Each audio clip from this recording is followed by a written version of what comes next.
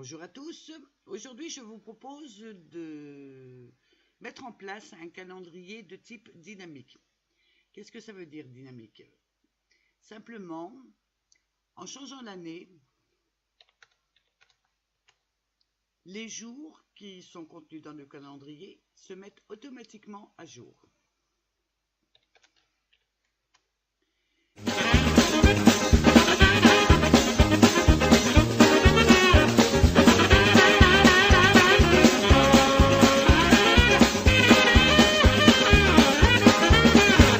Donc, on y va.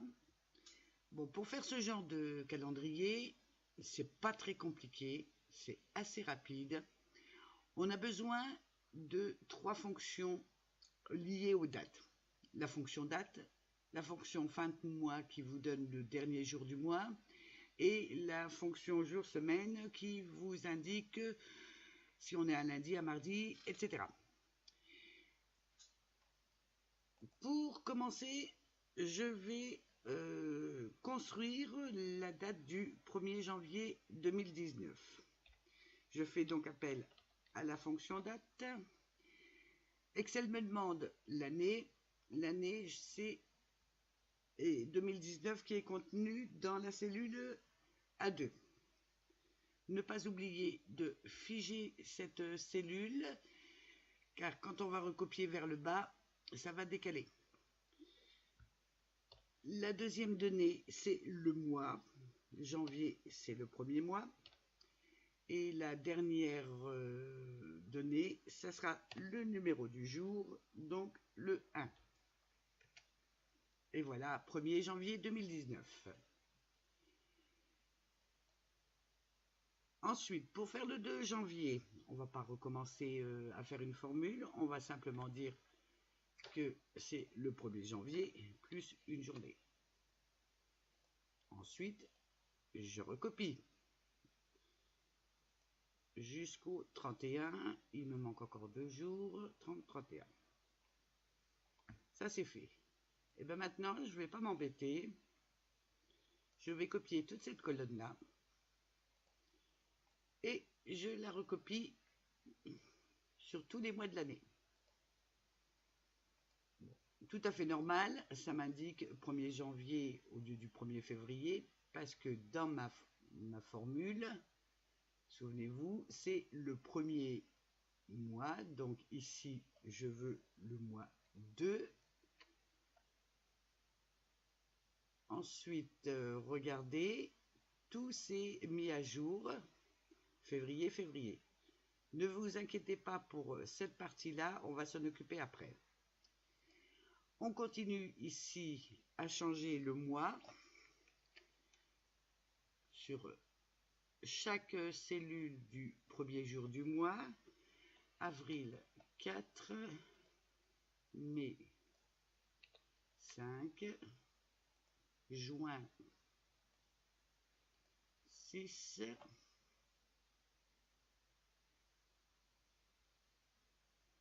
alors, attendez, là j'ai effacé par erreur un point virgule, juillet 7, août 8,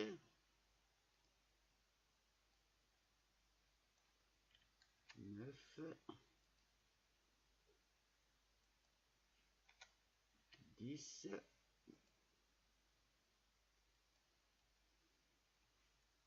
11 et le 12e mois.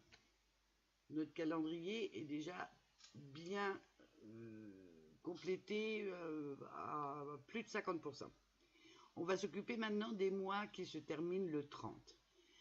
Donc il s'agit du mois d'avril. Ben, il suffit simplement de supprimer la formule. Juin, septembre et novembre. Au mois de février, selon les années, il peut avoir le 28 février sûr, éventuellement le 29 si on a affaire à une année bissextile. Donc on va déjà effacer le 30 et le 31. Donc pour le 29 février. Tout dépend donc si on a affaire à une année bissextile ou pas.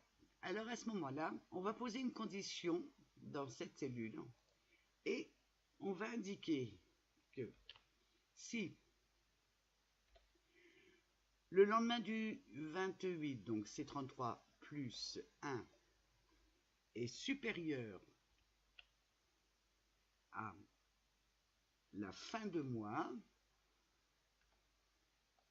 de quelle date? Du 1er février,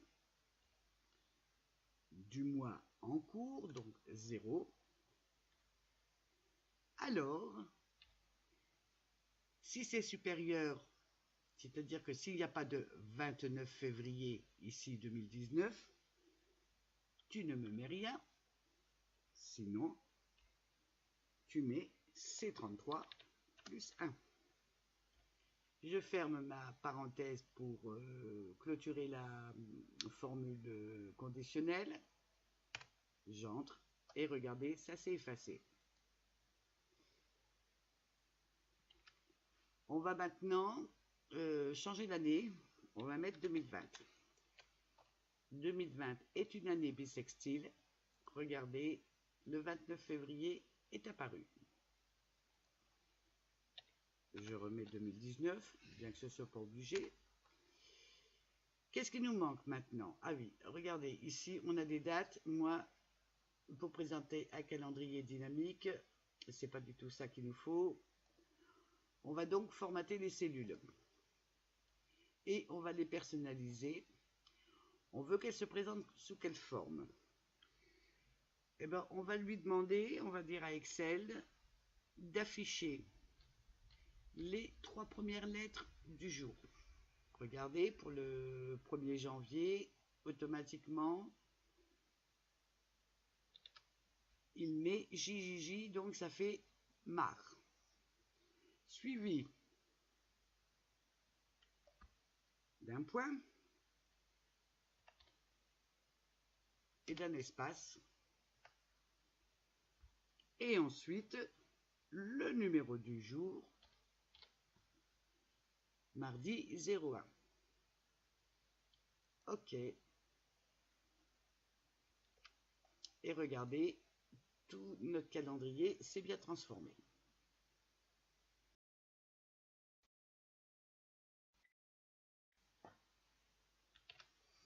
Il nous reste maintenant 2 petites choses à faire.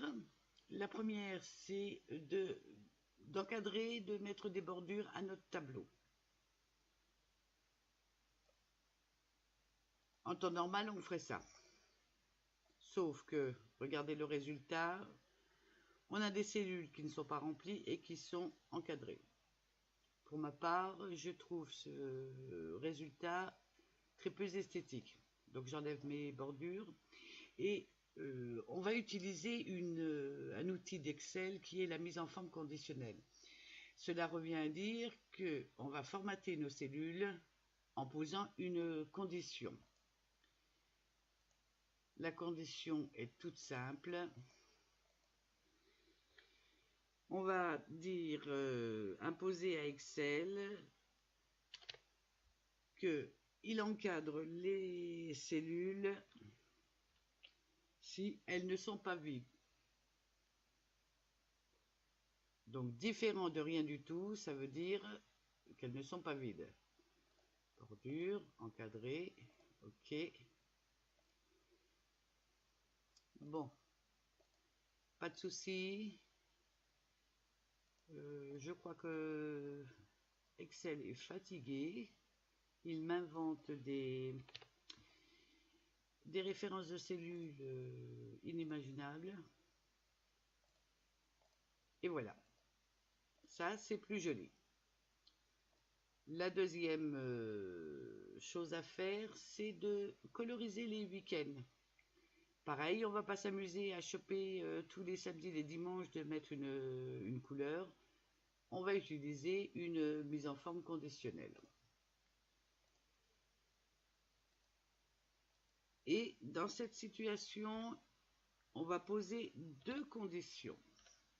La première, c'est que B6 soit différent de rien du tout, c'est-à-dire qu'il y ait quelque chose dans la cellule.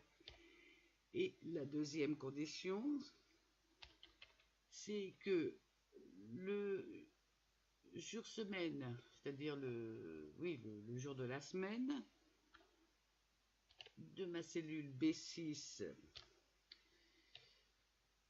je mets 2 pour dire que ma semaine commence un lundi.